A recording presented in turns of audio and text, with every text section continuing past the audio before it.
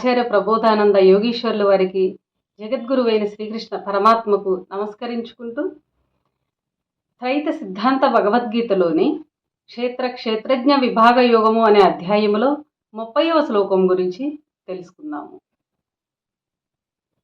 ప్రకృత్యైవ చ కర్మాణి క్రియమాణాని సర్వశః యః పశ్యతి తదాత్మానా మకర్తారం సపశ్యతి. ఈ శ్లోకము ప్రకృతి పరమాత్మ గురించి తెలియచేశారు.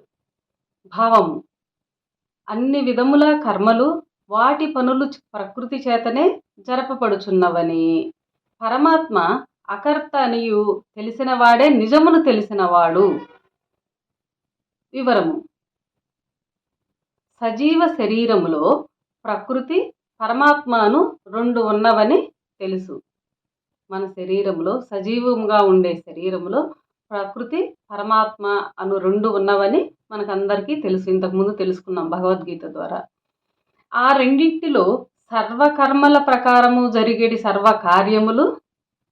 సర్వకర్మల ప్రకారము జరిగేది సర్వకార్యములు ప్రకృతి వలననే జరుగుచున్నవని, కార్యాచరణకు ప్రకృతియే బాధ్యత వహిస్తున్నదని, శరీరములోని పరమాత్మ ఏమీ చేయక కేవలము సాక్షిగా ఉంటూ అకర్తగా ఉన్నాడని ఎవడు తెలియచున్నాడో వాడే నిజము తెలిసిన వాడని చెప్పవచ్చును.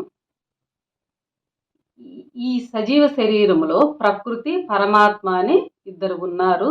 పరమాత్మ సాక్షిభూతుడుగా చూచేవాడే గాని ఏమీ చేసేవాడు కాదు.